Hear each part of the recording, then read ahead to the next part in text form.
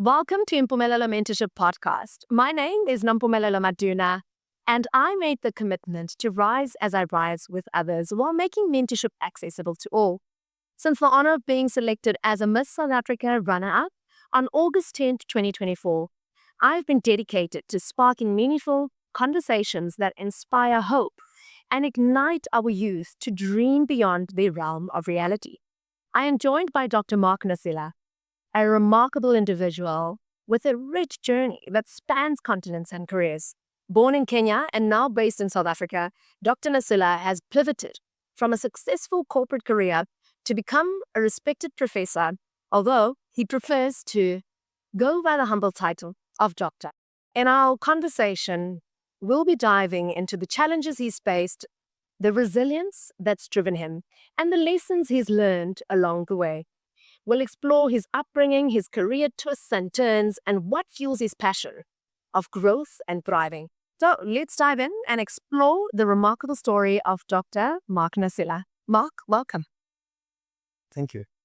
Excited to be here. I'm excited to be here. Very. I'm so honored that you came. I'm really, really grateful. And I thought, let's start on a different note. I had a moment to read your incredible book, African Artificial Intelligence. And at the bottom here, interestingly, if you really look closely, it's written Discovering Africa's AI Identity. And like I've shared with you in the past, I prefer to read a book from the back forward. But this time, something sparked interest in the first chapter for me. And the first chapter is Africa must discover its AI identity to accelerate tech modernization. And so it brought me to thinking, I would like you to dive into page 9. And page 9 says, why must Africa spearhead its AI strategy through identity? And something that's very important to me is that I believe that the youth of our country can really dream beyond the realm of reality. And they can be the future that we see and make it better. It belongs to our youth. So you then go on to say, Africa's opportunities and its challenges are unique. Food security, utility reliability, unemployment and education woes, healthcare challenges, and more. But each obstacle also represents an opportunity for AI-based solutions to be developed and potentially eventually be exported. I want you to tap into this without us going through the entire page and tell us what exactly is that opportunity and what does it look like? All right. Thank you so much, Pumi. AI and generative AI are topics that have been spoken a lot about in the past 2.5 years since the advent of ChatGPT. The value of AI today comes from what you do with it and how much you do with it. When you look at this technology, it's not just any other technology. It's changing how we do things. It's changing the future of work. It's driving industrialization. In fact, someone would say it's changing the real meaning of life. For Africa, the real value of AI lies in its opportunities, in its challenges, in its problems. AI is about solving problems, driving efficiency, driving modernization. And the way we go about it is very unique to how America goes about it, to the way China goes about it. And therefore, our reality is our identity. It represents who we are. It represents what AI can do for us, how much it can do for us, and also what we can offer to the world. There's certain problems that are very unique that the world can learn from us, but there's certain opportunities that I do believe if we go about it correctly, we can drive the next frontier of industrialization. The youth are called to this, and I will tell you why. Canada is in the top 10 most AI advanced countries because they invested into the future, because the youth are the future. The youth understand these problems. Some of the AI capabilities and technologies are being advanced by very young people. And if they're not at the center of driving this transformation, we're going to miss out not just the opportunities, but also the trust and buy-in from society. Sure. And Mark, you've touched on important keywords, investment into our youth, identity, and that development. So this brings me to the question that we need to dive a little bit more personal into. What does it mean to work with what we have? Because I believe you're one of those people who always says, it's not what you have, it's what you make of what you have. And in that investment of our youth and personal growth and development, how do we identify all the things that we have and use that to solve our problems and to grow and to develop? I think I have realized that um, doing well does not necessarily mean having access to everything. It's about being reflective and conscious around what you can work with. There is no individual who was directly set up to succeed. Even those with a lot of resources actually don't necessarily succeed. The recipe of success is envisaging success actually and working with what you have, combined with a bit of luck. I must admit that you have to be lucky in life. I mean, I've been very lucky to be associated with very good managers at work, friends.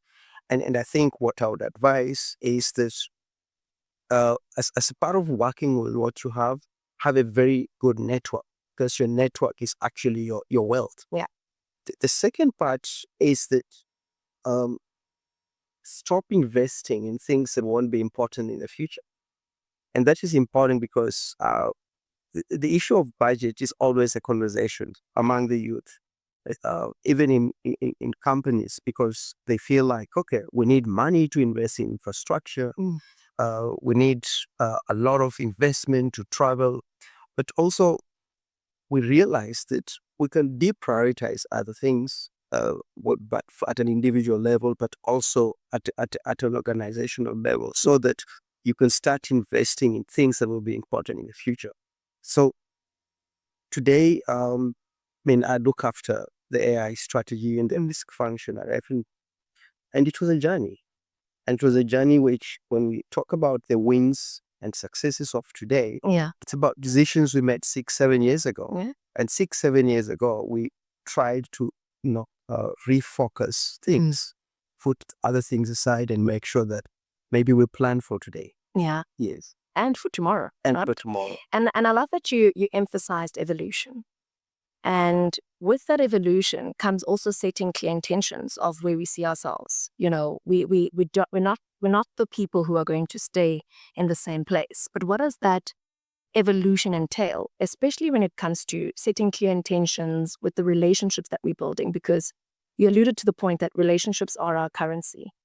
And I just want you to kind of emphasize, what does that evolution look like with the access that I do have? Because I'm heavily reliant on AI, right? But do I know how to effectively use it to be more efficient so that I'm evolving with the times? So we as human beings, we take ourselves for granted, but actually our intelligence has evolved over time. I read a study that almost 80% of jobs that we have today never existed 60 years ago. It means that we've evolved over time. Think about the early 90s, and I always crack this joke. We had this Nokia banana phone. I bought this. There's people who did their studies with the typewriter before the smartphone and smart computers came in place. But we've evolved over time. Today, we've got applications. We're very connected. The world is very, very connected. We're talking about we're now in a global village. Yes. And who we are today is very different to those days. So we've evolved over time and we've embraced the evolution. And I think in today's world, we need to embrace the evolution that will build on our intelligence over time. Why do we think human intelligence is actually very important in evolving artificial intelligence? It's because we as human beings, we understand the physical world, how it changes. We understand how things are interconnected. We perceive information in a very unique way and actually drive that change. But for us to evolve, we need technology to take over the previous form of intelligence, which is what we call artificial intelligence. and we must embrace it. I mean, in a lot of conversations, I'm told people are worried about AI taking jobs. Yeah. It's valid, but when you look at it closely, I think we're being almost released to become who we're supposed to be. I would advise, especially the youth, to embrace technology, to drive the change, because this technology is driving industrialization, it's driving the future of work. I think when I look at the opportunity Africa has, Yes. it's a game changer. Absolutely. We'll never have an opportunity like this again. I mean, economically, socially, we are behind already. We are behind from the fact that we've got a lot of social challenges. We've got a bit of less geopolitical power compared to America, China, and the likes of Europe. And this technology gives an opportunity to take away our social problems so it can be an efficient continent or nation. Yeah. It provides an opportunity to drive the Africa agenda, to say, okay, this is who we are, to modernize, to be less dependent. We cannot be running to the West or to Asia every single time we have a small problem. We need to be independent and let Africa also have a voice in the global ecosystem. Absolutely. And in a time like this, Mark, I'm feeling very optimistic. I mean, it's the G20, Y20, W20, you name it. And I think this is our time to show off and show up. And the talent is in our youth. And they have the data now that's been handed over by the legacy that, our incredible leaders have left us with. And, we do have those challenges that we are facing. But I don't want to talk too much about our problems. I want to talk about your personal journey, and you touched on a word there, village. And I've got some insights that you were born in Kenya.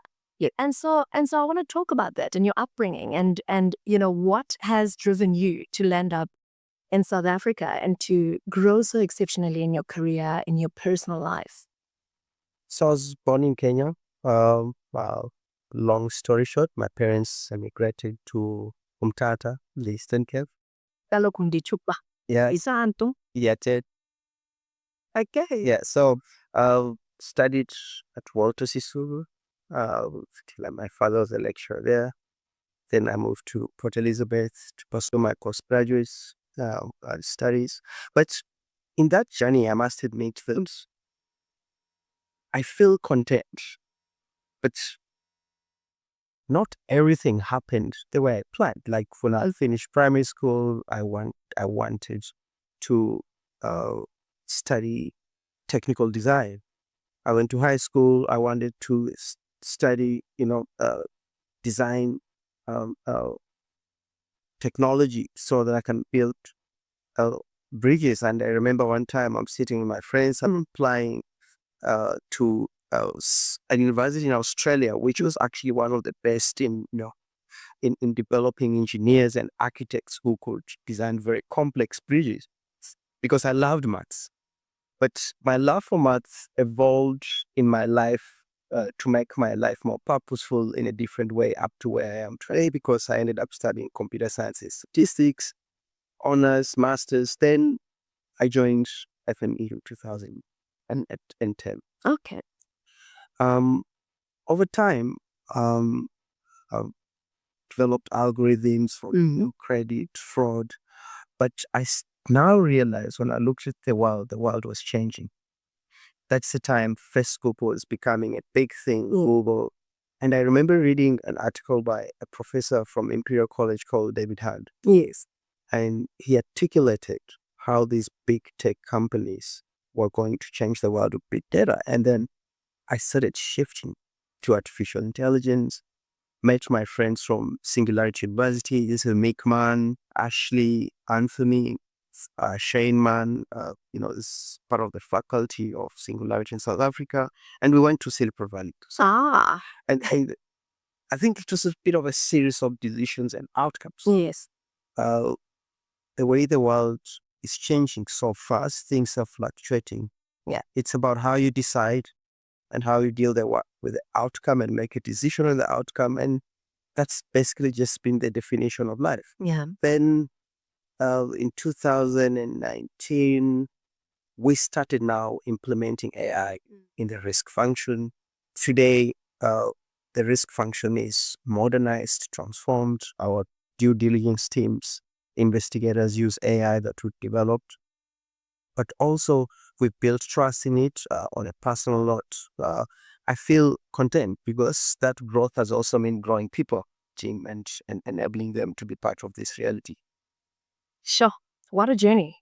Very exciting. I feel like you've skipped some parts, but we'll touch on it another time.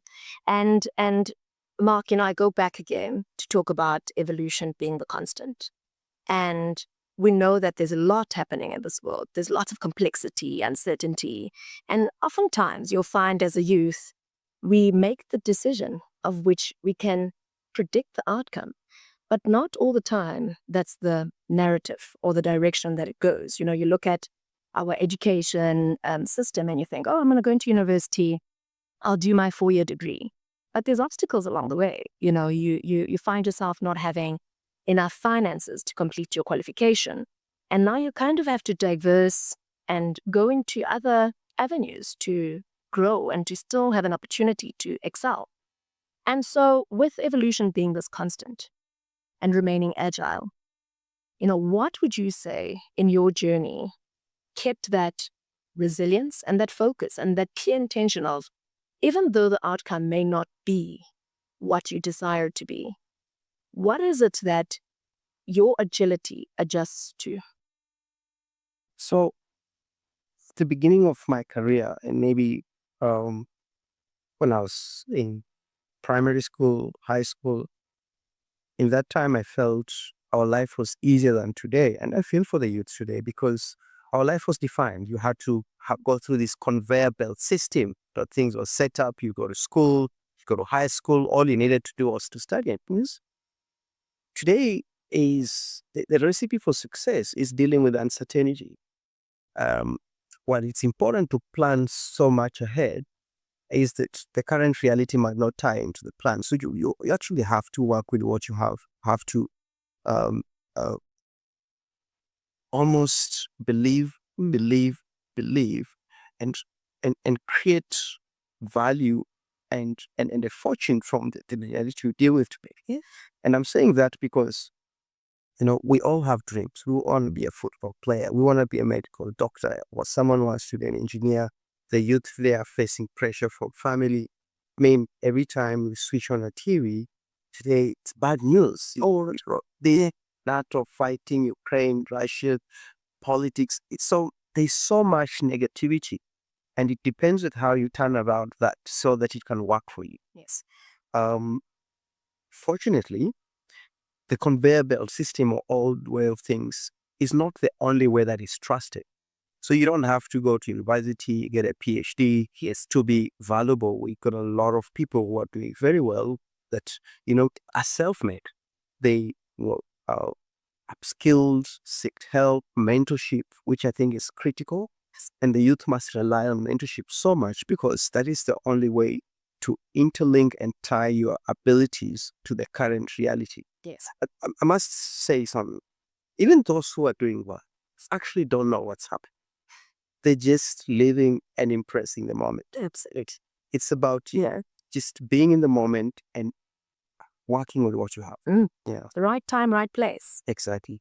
And Mark, I could keep you here the whole day, but I have one thing that I'd like to ask you is, you having been part of shaping this country and this continent, what hope do you have for our youth? I think we're going through an inflection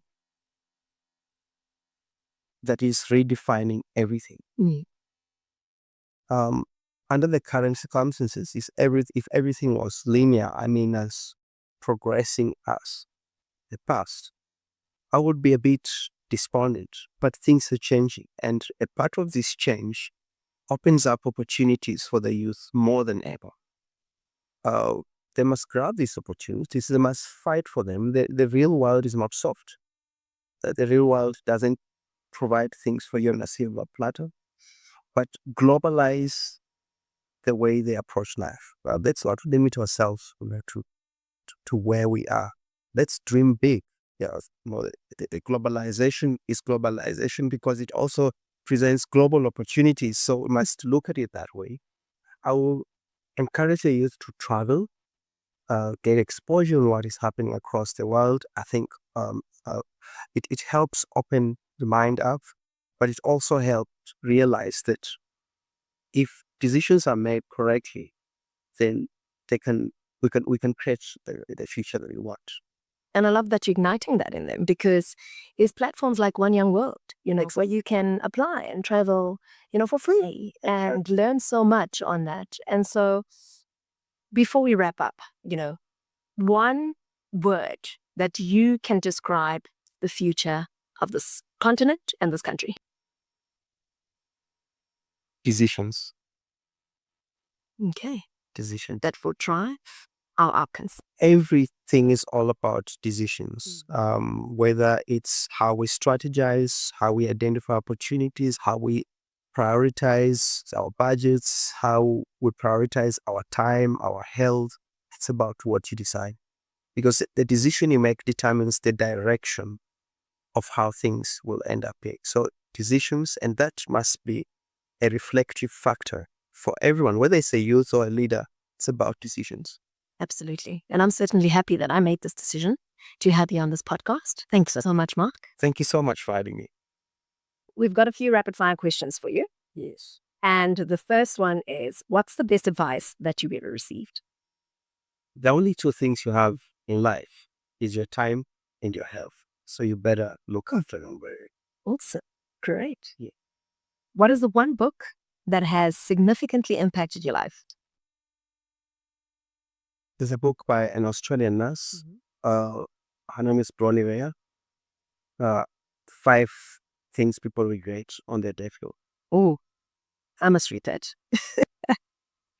Okay. Geez, that's a good one. Yeah. What's the most important lesson that you've learned throughout your career?